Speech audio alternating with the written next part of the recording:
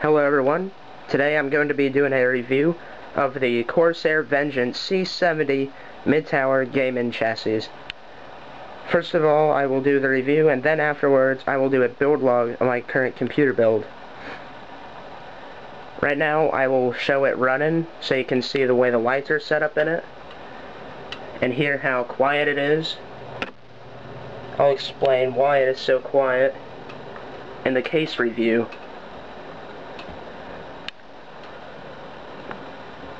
Now I will move it to a better area with a better view where there's nothing in the way. Okay, so first off, this case has a very tactical design. It is built a lot like an ammo box. So you can see from these levers to open the side and all the buttons on the front. The front panel has two USB 3.0, some audio, an audio jack, microphone jack, hard drive light.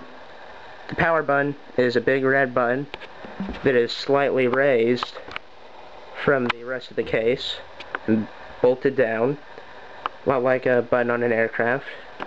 And the restart button over here has a little protective cover over it. You have to lift up to press it, then it flops back down. And also this power light lights up very brightly when it's on, which is good if you need to see the light and you have trouble hitting it if you're in a really dark room. On the back side, the vents have a very, not really sure how to say it, but they all have these lines. They're sideways.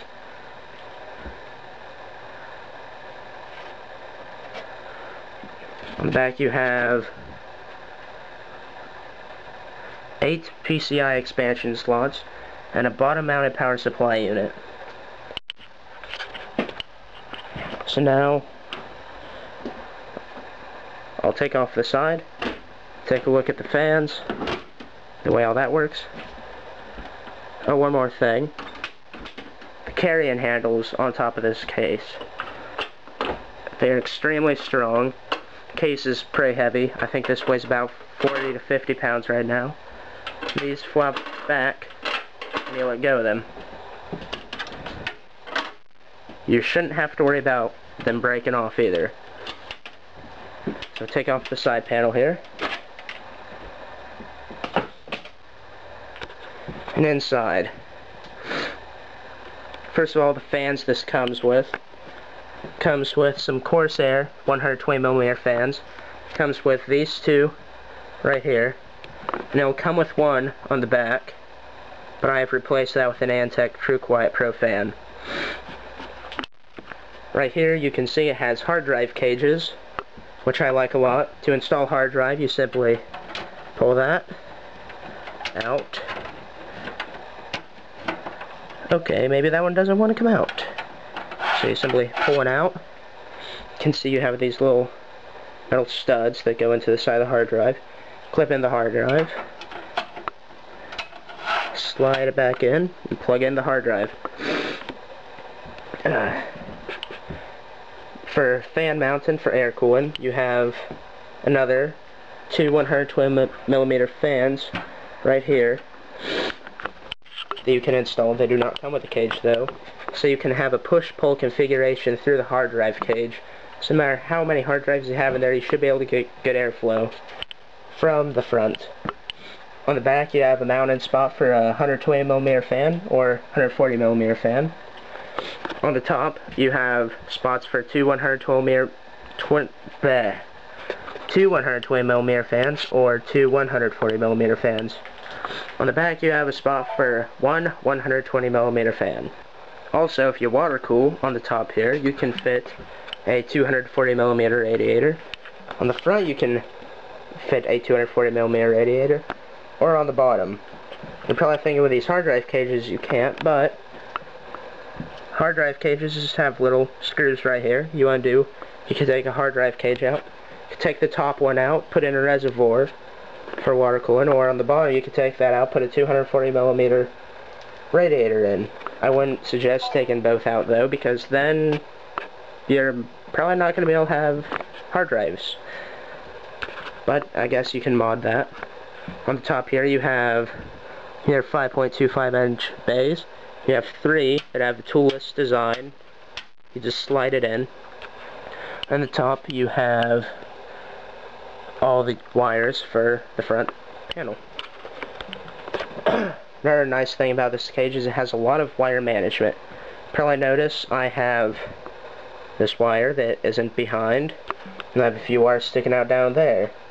It's because I don't have a modular power supply unit, and I have a lot of spare wires. And the wires in this case were, well, they're on the power supply unit, were made for a different case, so they don't exactly reach all the way. Let's get to the wire management. You can see the back here slightly sticking out along this panel. Not sure if you can notice it on the camera that much. You can see a little bit right there. See a little bit right there. Anyways.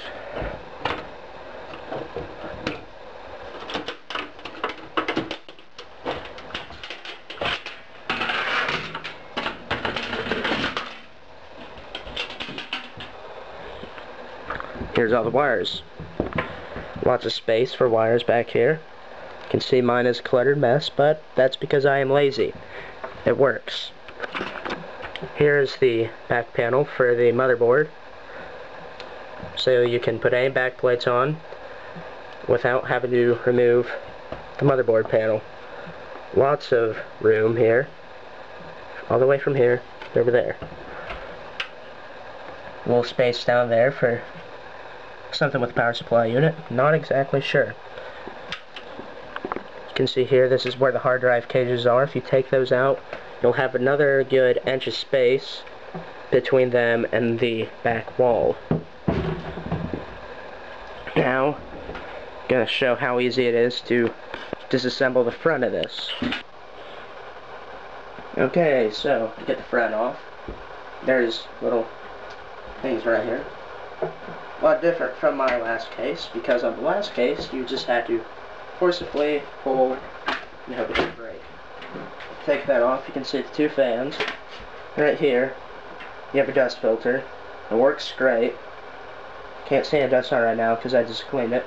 You have these little things for the 5.25-inch bays. Lots of room right there to put things. I don't have anything in right now though because I don't have the need for anything in there. So I'm going to talk a little bit about the way my computer is built. I have a GTX 570 GB X58 UD3R motherboard, Intel i7 920 CPU. I replaced the CPU cooler. I don't overclock, but I replace it anyways with a Cooler Master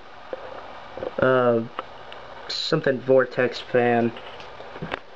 Has some heat pipes coming out from the back. Works a lot better than the stock Intel cooler, or at least enough for me.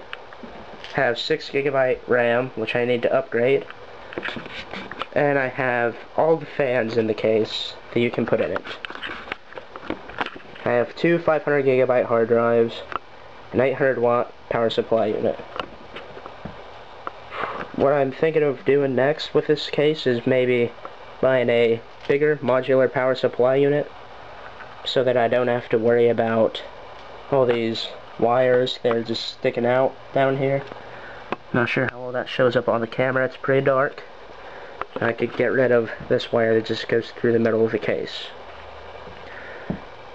Hope you all enjoyed watching, and I would highly recommend this case over the last case I reviewed.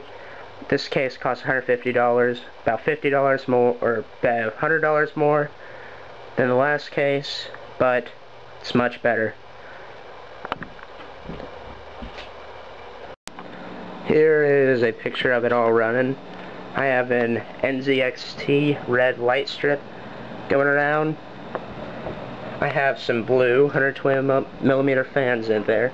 Forgot to mention there's 2 spaces for fans on the side case. I have 2 UV lights put in right on the side case. You can hear it's very quiet.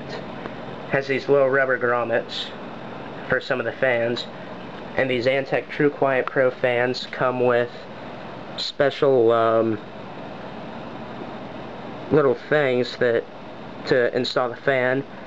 You just pull it through, cut off the end, so you don't have to worry about having a screw going through and making more noise, rattling against the case. I have these